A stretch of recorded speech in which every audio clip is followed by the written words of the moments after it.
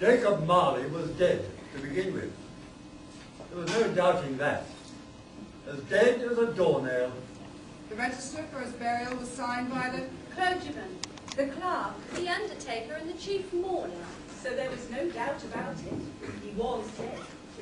That must be perfectly understood, or there can be nothing wonderful from this story we are about to relate. Oh, but he was a tight-fisted hand at the grindstone. Hard and sharp as flint. A squeezing, wrenching, grasping, scraping, covetous old sinner. And here we see him in his office with his poor clerk hard at work. His clock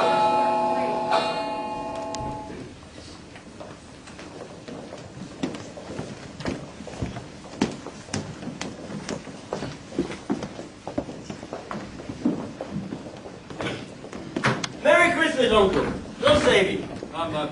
Christmas a humbug? Surely you don't mean that. I do. Merry Christmas. What right have you to be merry? What reason have you to be merry, you poor enough? Oh, come now, what reason do you have to be dismal? You're rich enough. Ah, humbug. Don't be cross, Uncle. What else can I be when I live in a world such as this? Merry Christmas.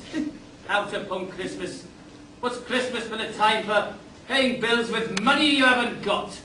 A time for finding yourself a year older and not a penny richer. A time for balancing your books and having every item in them. For a round dozen months presented dead against you. If I had my will, every idiot that went about with Merry Christmas on his lips would be boiled in his own pudding and buried with a stake of holly through his heart. Uncle! Nephew, you keep your Christmas and I'll keep it in my way. Keep it, but you don't keep it. Well, let me leave it alone then. What's good may do you? What good it has ever done you? There are many things I have derived good by which I have not profited. Christmas among the rest. But I've always thought of Christmas as a holy time, and I've always given it its due veneration. More than that, I've always thought of Christmas as a charitable time. The only time I know of in the long calendar year where men and women are seen by one consent to open their heart freely to their fellow man. To think of them as if they really were fellow travellers through life, and they're not just another race of creatures bound on other journeys. Therefore, Uncle, though it's never put a scrap of gold or silver in my pocket, I believe it's done me good, and will do me good. I say God bless it. Ah! Another sound from you, Bob Cratchit, and you'll keep your Christmas by losing your situation. It's a fine speaker, nephew. I'm surprised you don't go into politics. Well, don't be cross with me, Uncle. Come and dine with us tomorrow evening. Why? Why? Why did you get married? Because I fell in love, Uncle. Because you fell in love. Humbug. You never came to see me before that happened. Why give it a reason now? Good afternoon. I want nothing from you, and I ask for nothing. Why can't we be friends? Good afternoon. I am sorry, with all my heart, to find you so resolute. We've never had a quarrel to which I was a party, and I've tried to be friends with you. But in my homage to Christmas, I'll keep my Christmas humour to the last. So, a Merry Christmas! Good afternoon. And a Happy New Year! Good afternoon! Merry Christmas, Bob Cratchit. Merry Christmas.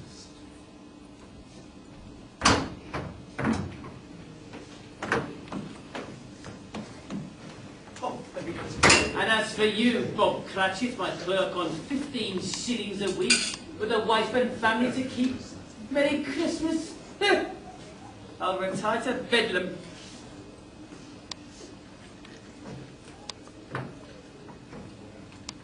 Scrooge and Marley's, I believe. Have we the pleasure of addressing Mr. Scrooge or Mr. Marley? Mr. Marley has been dead these 7 years. In fact, he died 7 years ago this very night. We have no doubt his liberality is well represented by his surviving partner. At this festive time of year, Mr. Scrooge, it is desirable that we make some slight provision for the poor and needy who suffer greatly at the present time. Many are without the common necessaries and comforts. Are there no prisons? Plenty of prisons, Mr. Scrooge. And the union workhouses are still in operation? They are still. I wish that I could say that they were not. And the treadmill and the Paul R. Allen full vigour then? Both very busy, sir. A few of us are endeavouring to raise funds to buy the poor some meat and drink and means of warmth. We choose this time of year because it is a time when want is keenly felt and of abundance rejoices. Ah, I was surprised. I thought from what you'd said, something had happened to prevent them from fulfilling their useful function. So, what may we put you down for?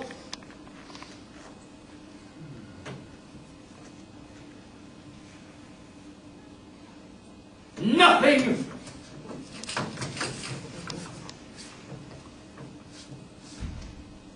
You wish to remain anonymous. I wish to be left alone, gentlemen. As you ask me what I wish, that is my answer. I don't make merry at Christmas, and I can't afford to make idle people merry.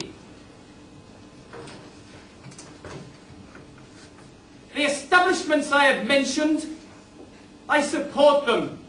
They cost enough. Those who are badly off should go there. But many cannot go there. Many would rather die first. Then they'd better die and decrease the surplus population. Goodness sake, Mr. Scrooge, it's Christmas. I've had enough of you, gentlemen. Good afternoon. Gentlemen, this way, this way. You must realise. God bless you all. Merry Christmas.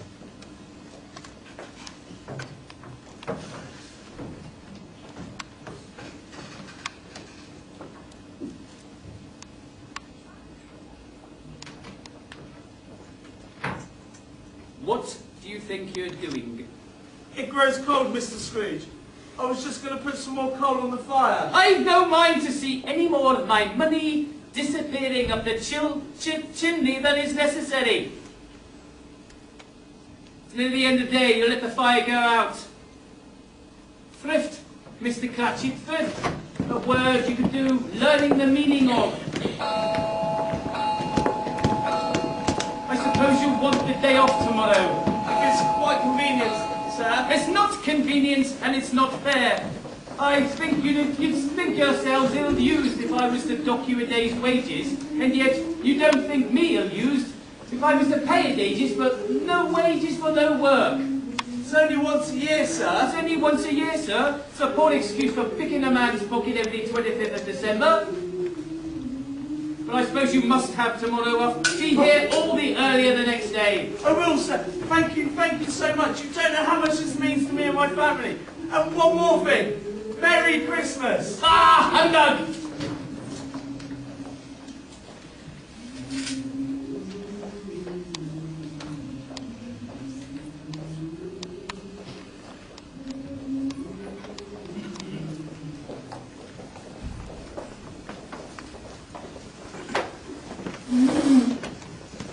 Think to blow his own candle out. Lift!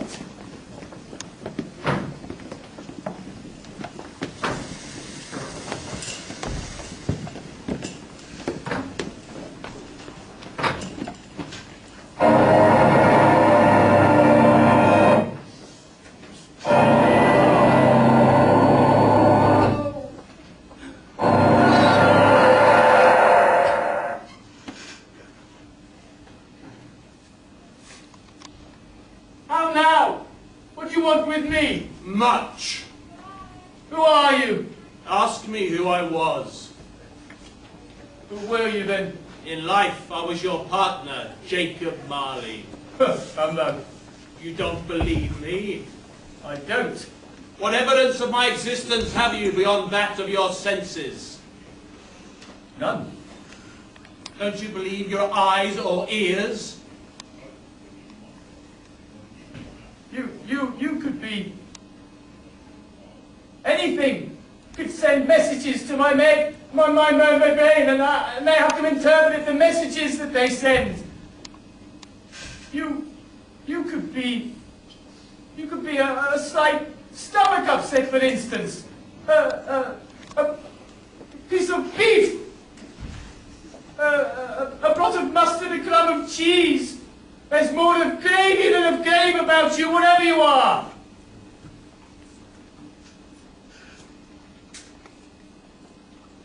see this toothpick? I do.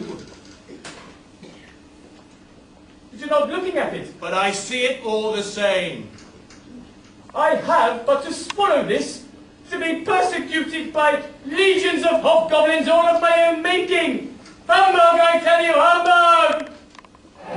Oh, mercy! Why you trouble me? Man of worldly mind, you believe in me or not? I do. I must. Oh, but why do spirits walk the earth, and why do they come to me? It is required of every man that the spirit within him should walk abroad amongst his fellow man, and travel far and wide. And if that spirit goes not forth in life, then it is condemned to do so in death. I am doomed to travel the world and witness what I cannot share, but might have shared and turned to happiness. You are changed. Tell me why. I wear the chain I forged in life. I made it link by link, yard by yard. I girded it on my own free will. Is its pattern strange to you? It should not be, for know that you have forged a chain as long and as heavy as this 7 Christmases ago, and you have laboured on it since, and it has become a ponderous weight. Jacob Marley? Tell me more, speak comfort to me, Jacob. I have none to give. Comfort comes from other regions and is conveyed by other ministers. Nor can I tell you what I would. A very little is all that is permitted me. I cannot stay, I cannot rest, I cannot linger anywhere. In life, my spirit never left our counting house. Now, weary journeys lie before me. You've been very slow, Jacob. Slow! 7 years dead and travelling all the time. No rest, no peace, incessant torture of remorse. I travel on the wings of the wind. You were always a good man of business, Jacob. Business?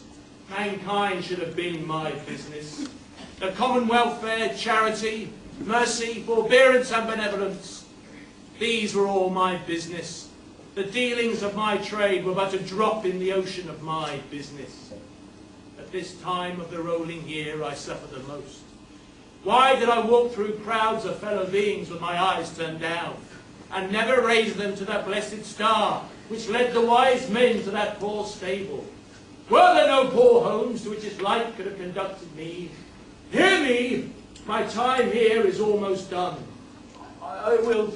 How it is I can appear before you in a shape that you can see, I cannot tell.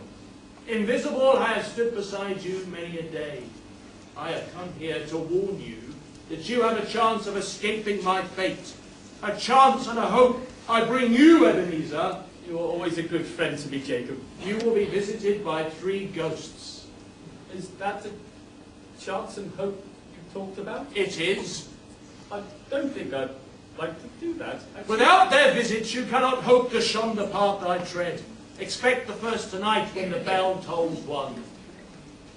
Didn't I just have them all at once and get it over and done with? Expect the second on the second night at the same time, the third upon the next when the last strike of 12 has ceased to vibrate. Look to see me no more, and look that for your own sake you remember what has passed between us. Look to see me no more.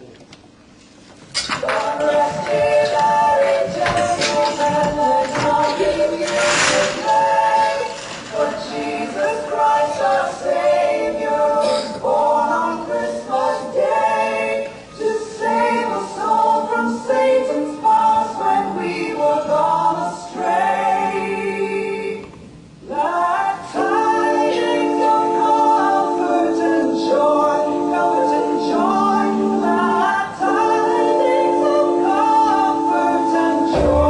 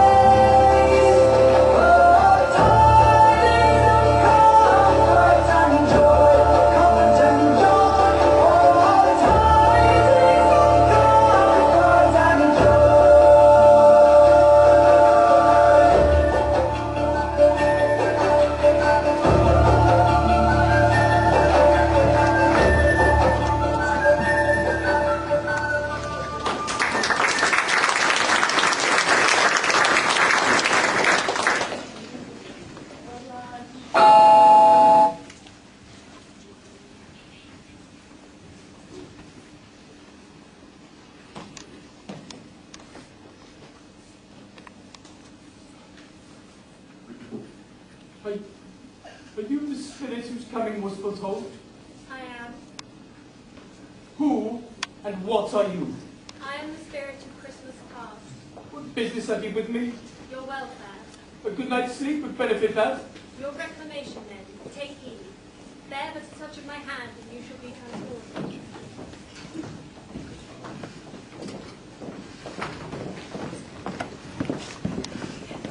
Goodness gracious! I was bred in this place. I was a boy here.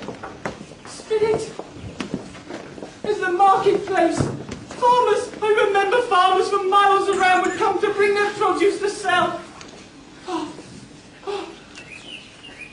And there's the paddock where I used to play, and the 2 ponies where we'd ride down to the river to tickle for trout.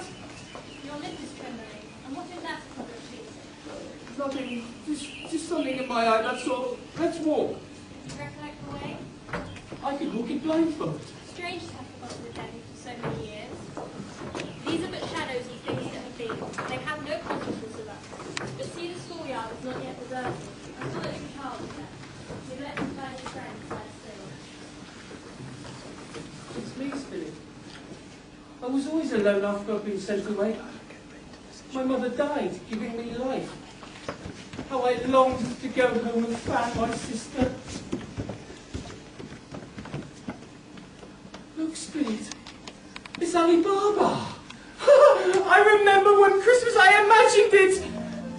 He did come to me with his wild brother Orson, and what's his name? He was turned upside down at the gates of Damascus in his drawers. Yes, and the other one who was turned upside down by the genie. Oh heavens! Look, it's Robinson Crusoe. He came too.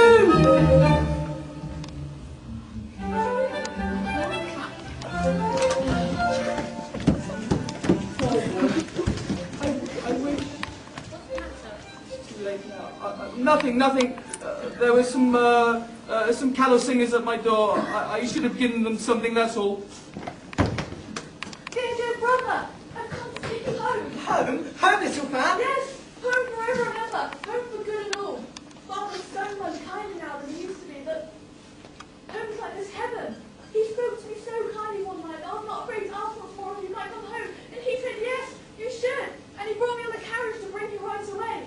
But first, we're to be together all Christmas long and have the merry time of the world. Always a delicate creature, with breath like blizzard and blown away. Yes, But she had a large heart. that spirit she did. No one could deny that. She died and left behind a son and husband, I think. One child. Your nephew, Fred, who still invites you to dinner every Christmas. When his father died, that left you his own family. Yes. Merry Christmas! Merry Place? I was apprenticed here as Fezziwig, bless his heart, old Fezziwig alive again. And there's Dick Williams, and Martha, and Jack, and Jane, and Sarah. Oh, Spirit, I was happy here. Ebenezer, Dick, come boys, clear the way. There's no more work tonight. Time when all men stand equal. Now, clear the floor and get ready for some dancing. Ebenezer, young bell bearer has no part for dancing. I think you should ask her.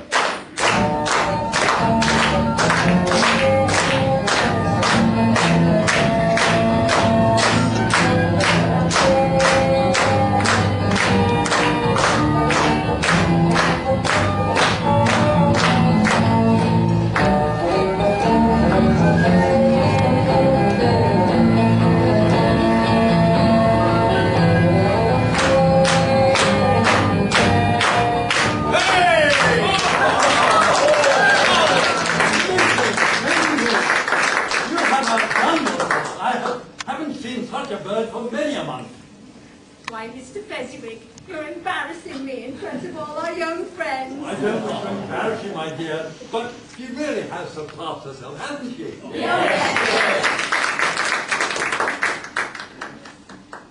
Dear Mrs. Fezziwig, please accept this flower from the apprentices as a token of the esteem which we hold to you. Oh, my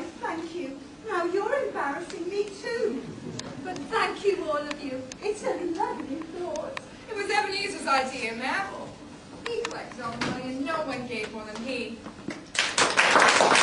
Ebenezer, my boy, a very happy Christmas to you. A small matter to make these folks so full of gratitude. Small? Why, is it not? He has spent a few pounds of your earthly money. Is that so much that he deserves this praise? It's not that, Spirit. He had the power to make us happy or unhappy, to make our service light or burdensome, a pleasure or a toil. Say that his power lay in words and looks, in things so small and insignificant, it's impossible to add and count them up. What then? The happiness he gives is worth a fortune. What's the matter? It's nothing. Something, I think. I should like to say a word or two to my clerk just now, that's all. My time grows short. Look and listen.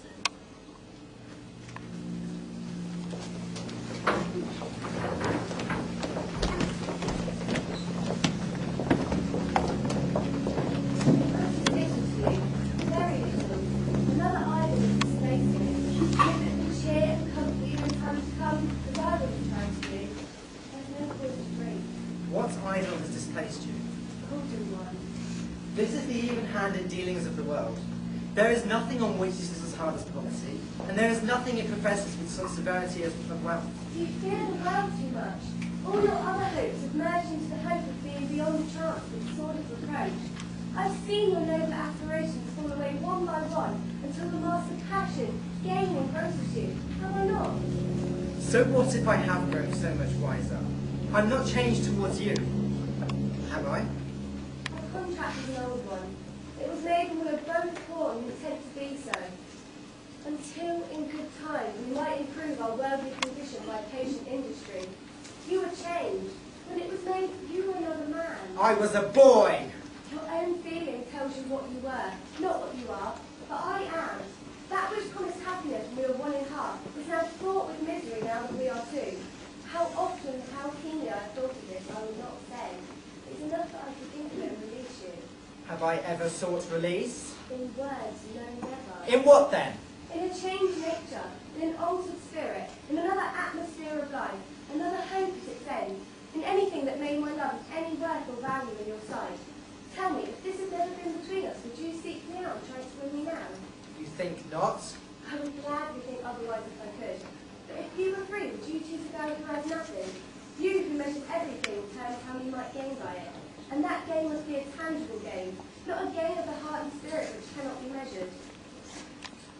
You may, the memory of what is past makes me hopeful of attaining this.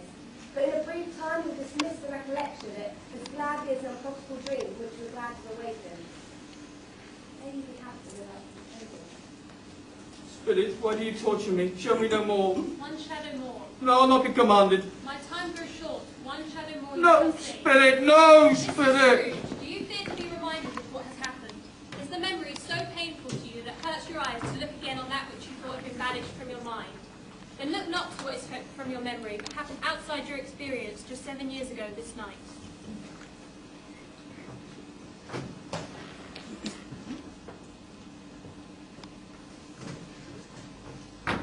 I saw an old friend of yours today. Oh, who was it? Yes. Don't I know it, Ebenezer Scrooge? Mr. Scrooge it was. I passed by his office, and the windows open, and there was a candle burning. His partner lies at the point of death, they say, in the very second, all the way. Sad, epic thing with it. Poor Ebenezer. How I long to be part of such a scene. Not to know the love of a child. Not to see their shining faces turn toward me in gratitude for such trifles. Spirit, may I touch your hand? These shadows may not change. Spirit, remove me from this place. I told you, these are shadows of things that have been, that they are what they are. Do not blame me. No, Spirit, hold me no more!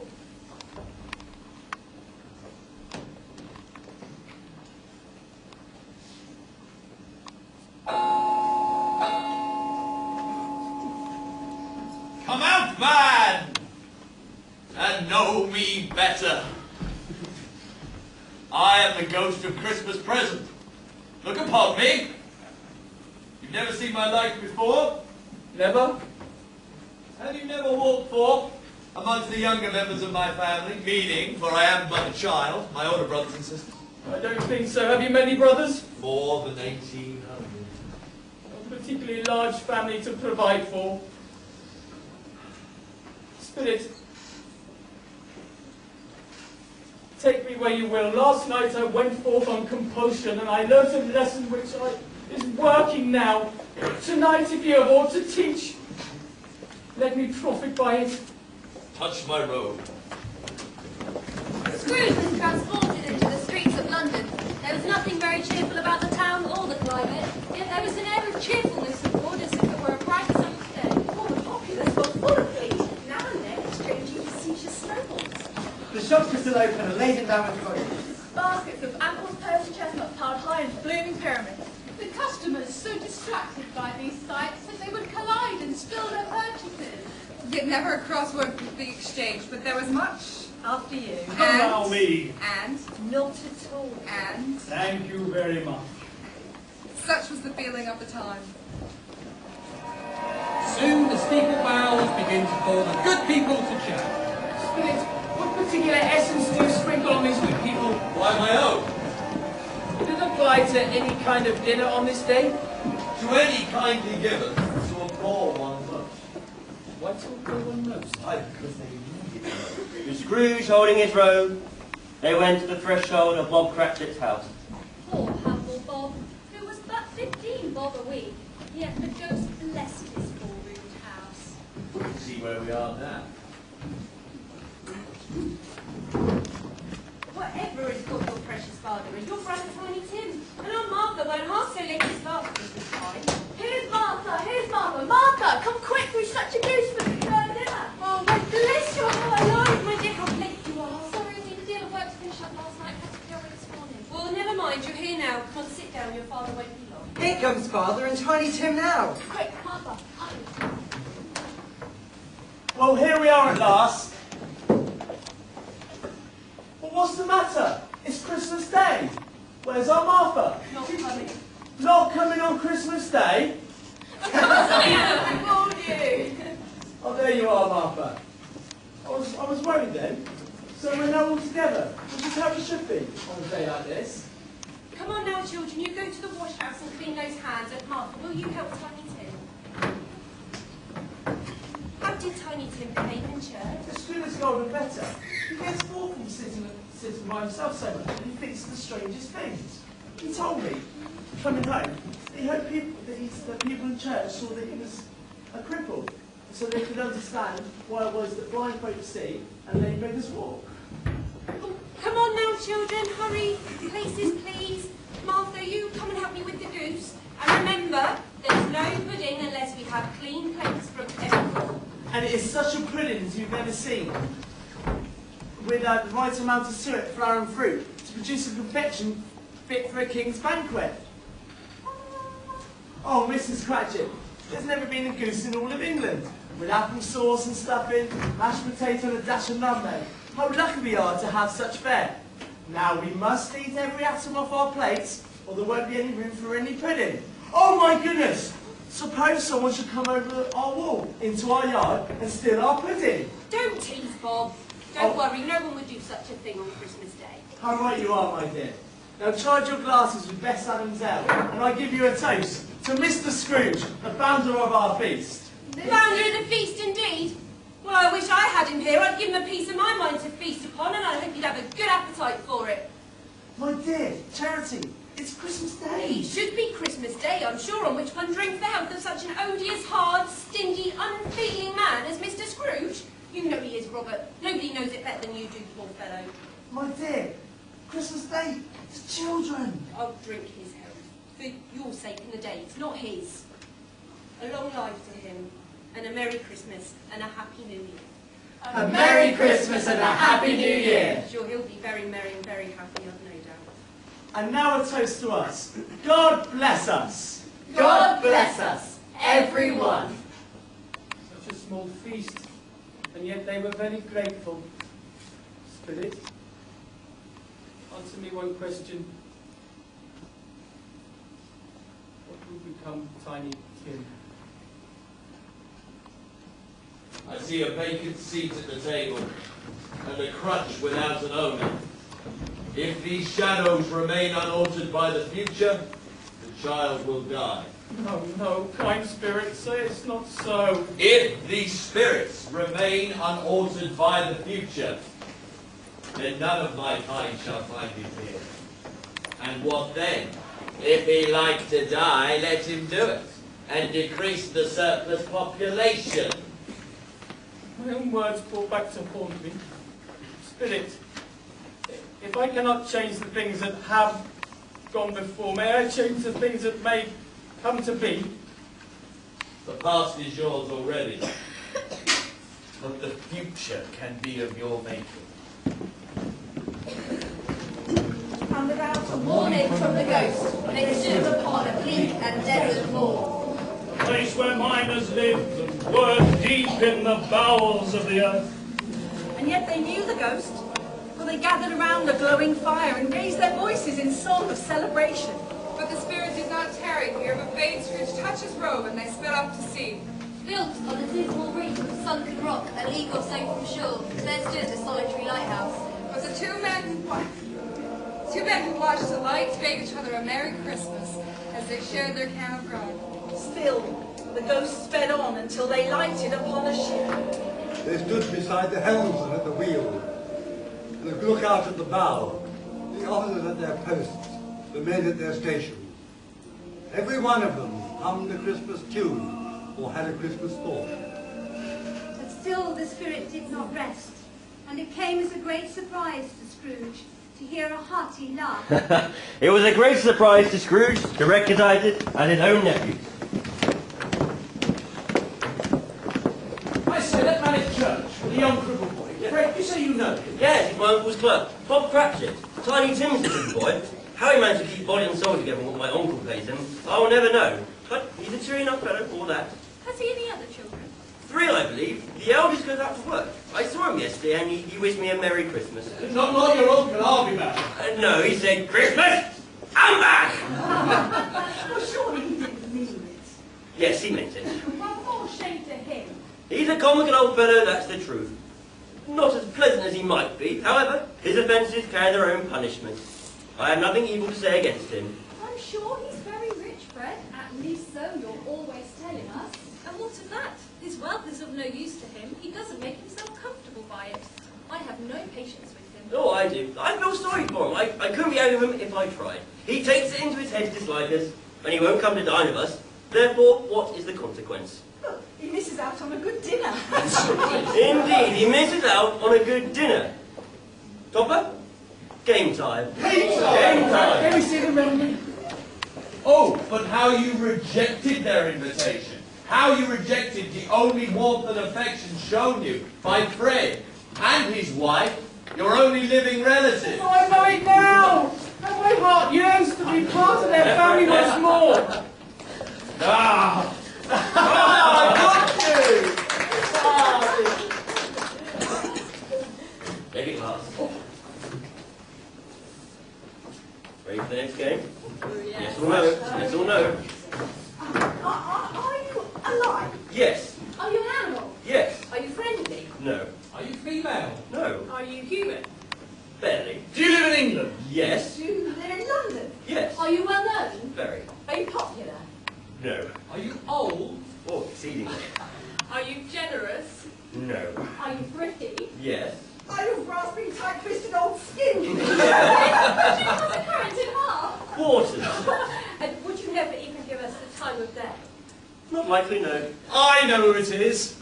Uncle Scrooge! Uncle Scrooge! He has given us much merriment, but as it's Christmas, and I don't wish him any ill will, we shall drink to his health.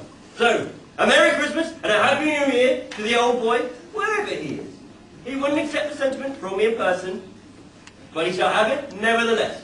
Uncle Scrooge! Uncle Scrooge!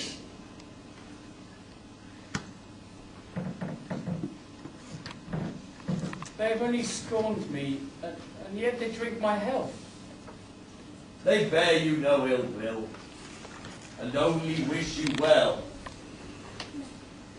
My time is almost done. We must go. Our spirit life so short? My life ends this night. Tonight? At midnight. See here.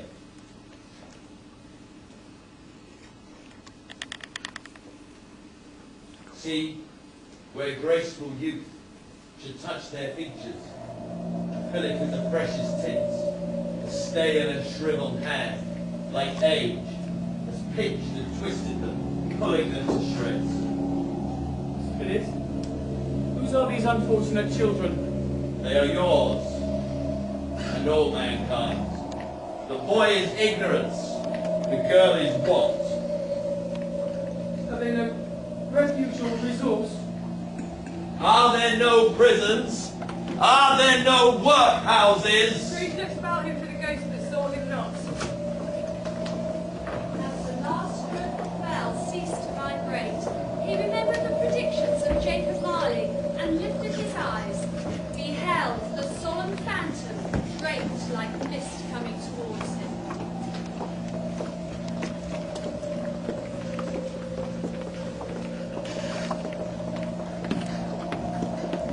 Am I in the presence of the ghost of Christmas yet to come? You are to show me things that have not happened yet, but may come to pass. Spirit, Spirit, why do you not speak? Lead on. The night is waning fast, and it's precious time to me, I know. The phantom moved away. Scrooge followed the shadow of its cloak. It scarcely seemed to enter the city, for the city rather seemed to spring up about them. They saw the merchants who hurried up and down, their money chinked in their pockets. Scrooge had seen them often. They stopped by a group of merchants, and Scrooge was beckoned to advance and listen to their discussion. I don't know much about it either way. I only know he's dead. Well, when did he die? Last night, I think. Well, how did he die? I thought he'd never go. I don't know, God knows. Well, what's he done with all his money then? Well, I don't know, actually. Well, I bet he hasn't lent it to his company, that's for sure. Well, it's likely to be a cheap funeral, for upon my life I can't think of anyone to go to it. Suppose you can break up a party and volunteer. I'll go, if lunch is provided. I must be the most disinterested among you. After all, I never wear black gloves and I never eat lunch. But I'll offer to go if the rest of you will. No. When I come to think about it, I'm not so sure I wasn't his most particular friend, for we used to stop and speak whenever we met. Old Scratch has got his at last then, eh? So I'm told. Were you at the funeral? No, not me. I've got better things to do. Still, it's an ill wind. Somebody will benefit from me going, that's for sure. Well, must be going. Cold, isn't it? Oh, seasonal for Christmas. Or a skater. No, I've something else to do. Good evening. Spirit, is this all these people can feel about one of their kind who has died? Have they no feeling? They left the busy scene and went into the obscure part of town where Scrooge had never been before. Well, Joe, what about it then? Here, Joe, how much? You're a right keen pair, you are. Disposing of his belongings, him only just gone, so to speak. Everyone has a right to take care of themselves. He always did. That's true, no man more. So who's the loss for a few shillings like these? Not a dead man, that's certain. No, indeed. Now, if he'd have wanted him after he was gone, and why wouldn't he be more natural in his lifetime? Because if he hadn't been, he'd have had someone with him when he was struck with death, rather than lying, gasping out his breath, alone. That's the truest word ever spoken. It's a judgment on him. And it should have been a heavy one. You can depend on it. Well then, Joe, what do you think of that bundle? What's it worth to you then? Speak out, play. I'm not afraid to see it. Here you are. And I wouldn't give you another sixpence if I was to be boiled in oil for not doing it. Now then, Mrs. Kilburn, what have we here? Do you know, I always give too much to the ladies. It could be the ruin of me. What's this? Bed curtains? Aye, bed curtains. You don't mean you took him down with him still lying there? I do, why not? You were born to make a fortune, you were. I certainly shan't hold back when I can get something by coming forward, especially not from a man such as him. His blankets? Who else? He won't be needing them now. He'll be hot enough where he's going. Well, I hope he never died of nothing catching, that's all. Don't you worry about that. I weren't so fond of his person that I'd loiter about him if he had have done. And you can search through that shirt as much as you like. You won't find no hole. It's the best he had. They'd have wasted it if it weren't for me. What do you mean, wasted? Why? They was only going to bury him in it. But I took it off him. If calico ain't good enough for such a purpose, then it ain't good enough for anything. It's quite as becoming to the body. And it can't look uglier than he did, that man. Well, here you are then, and you won't get a more generous offer anywhere. Well, there's an end to it, you'll see. He frightened us when he was alive to profit us when he was dead. Spirit, I see. The case of this unhappy man is quite like my own. Is there anyone in this town that feels emotion connected to the dead? If there is anyone, Spirit, show that person to me, I beseech you. Merciful heaven, what is this place? The scene had changed, and there before him was a bare uncurtained bed, on which lay something covered up, which, although it was dumb, announced itself in an awful language. Oh, Spirit, remove me from this place. If remove me myself from it, I will learn this lesson. Trust me, let us go. The phantom spread his dark robe before him for a moment, revealing a room by daylight, where a woman and her children waited.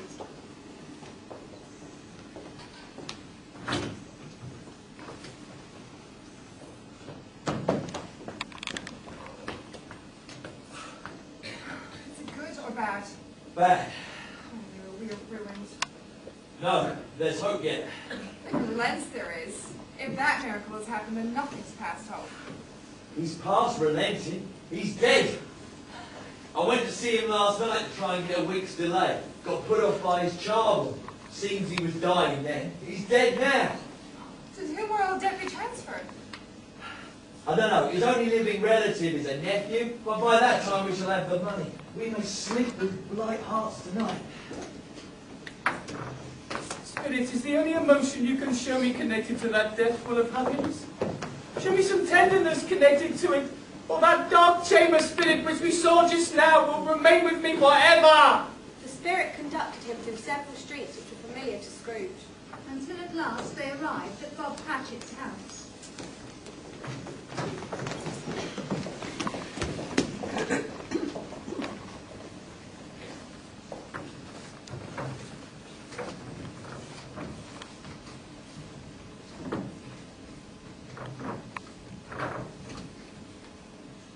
Please, Father, don't cry so. We must visit Tiny Tim often, and see how green and pleasant a place is now his home. I was going to take him on Sunday, my little child. But do you know, a most extraordinary thing happened. I met Mr. Scrooge's nephew, Fred, and I was a little down, you know, but he shook my hand heartily, and he said how heartily sorry he was for our loss, and that if he could be of any assistance, we only had to call, and he gave me his card. I really felt he had known our Tiny Tim, and felt for us. He's a good soul. I'm sure of it, and I wouldn't be surprised if we offered our Martha a better position. You know, Martha, you may sit up for yourself one day. Get along with you. It's as likely as not one of these days, but whenever and however we part from one another, I'm sure that none of us shall forget poor Tiny Tim. And when we recollect how patient and mild he was, even though he was only a little child, we shall not quarrel among ourselves and forget Tiny Tim in so doing. No, Father. No, Father. Never. I am content. Spectre, I feel the moment of our parting is at hand. Answer me one question. Are these shadows of things that will be? Or are they shadows of things that may be?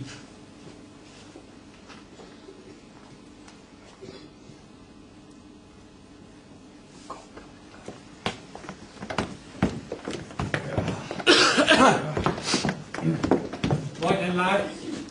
I don't want a repeat of what happened last week. You were carrying that coffin round the cemetery for 3 hours. Thought you'd lost the plot. Spirit, who's in that lonely coffin? Is that the man we've heard so much about? Is that the man who's inspired derision, indifference, and indeed relief? Come on, lads, let's get it filled in. Bet there hasn't been a run on the florist for this one. Nah, I can hardly think of a mourner who was there. That lot of good his wealth does him now, eh? There was no one to cry for him at his funeral. He never used his money in life, and he certainly won't use it now. Come on, Ebenezer Scrooge, the richest man in the cemetery. No, Spirit, no! No, Spirit, hear me! I'm not the man I was! I will not be the man I meant to be, but for the benefit of you and your kin. I will honour Christmas in the past. I will keep it in my heart. I promise to live in the past, the present, and the future. I will not shut out death. Please, Spirit, no. No, Spirit, hear me.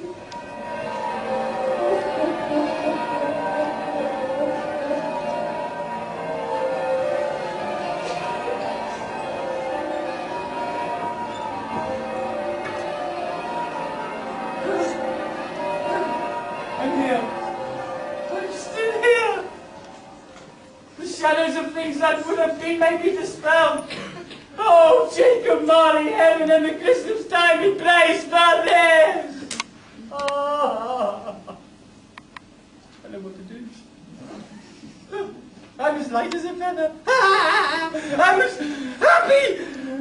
I'm as happy as an angel. I'm as giddy as a schoolboy, as merry as a drunken man. Oh. Oh! What day is it today? How is it with the spirits? Oh, it is a beautiful day, though. Boy! Yes, you boy! Come here! Tell me. What a fine-looking boy you are. What day is it today? Why, sir, it's Christmas Day. Christmas Day! Oh! I haven't missed it! Oh! The spirits did it all in one night. But of course, they can do anything. Ha ha! Merry Christmas and a Happy New Year! Busy. Boy, come here. What's your name, boy? Come here, yes. John, sir. John, an honest name. Tell me, John, do you know the poulterer's in the next street?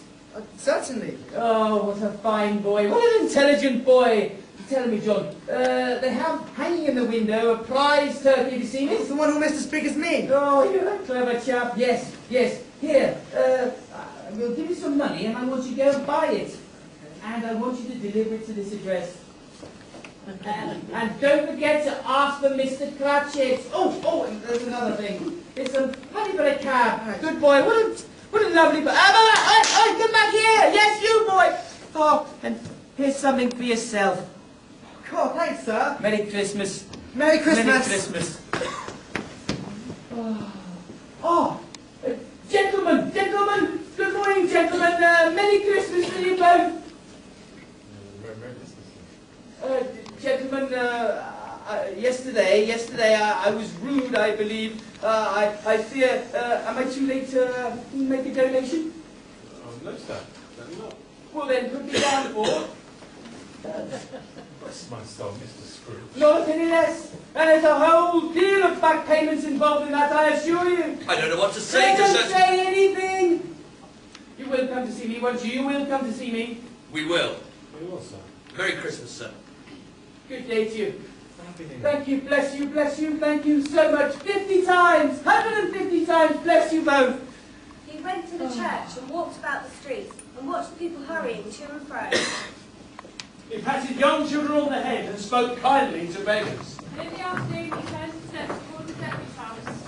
He must have passed the door a dozen times before he stopped to knock. Ah! Good boy, and, Uncle Scrooge, this is my wife Alice. Alice, this is my uncle, Ebenezer Scrooge. Pleased to meet you, my dear. So pleased to meet you. Tell me, is the invitation for dinner still open? It is, yes. Then, if you both don't mind, I should love to accept. Oh, of course we don't mind. Oh, thank you. Thank you both. Thank you so much. Merry Christmas. Uncle Scrooge, come to lunch. Well, you won't Prime Minister next. Scrooge went to Brent and had a merrier time as he'd ever had. So did everyone who went to Fred's that day. They all wanted to know why Fred hadn't brought along his uncle before. Also lively was his conversation. And so witty his disposition. That by the end of the afternoon, he had secured 3 invitations to tea, and one to spend the weekend with Lord or Lady somebody or other. But he was early at the office the next morning. Only he could be there first to see Bob Cratchit coming late. The clock struck 9. No. A quarter past. No. He was a full 18 minutes late. What time do you call this, Cratchit? I'm sorry I'm late. Someone sent us some stewed turkeys. You are late. I promise it won't happen again, sir. I Yeah, promise. you're right, it won't happen again. Step this way. I What time do you promise. call this? It's no good. And therefore, Bob Cratchit, and therefore, I'm going to raise your wages. Your whole salary, Bob, for the whole year. Yes, that's right. Merry Christmas, Bob Cratchit. And I mean that from the bottom of my heart. I will endeavour to assist you and your ailing family. We'll talk about it this very afternoon over a bowl of Christmas soup. Merry Christmas, Bob. I mean that. Merry Christmas. And before we do anything, measure the fire before you dot another I or cross another T, Bob Cratchit. Scrooge was better than his word. He did it all and more. And to Tiny Tim, who did not die, he became like a second father. He became as good a friend, as good a master, and as good a man as could be found anywhere. And it was always said of him that he knew how to keep Christmas well. And so may we all, for as Tiny Tim observed. God bless us, everyone.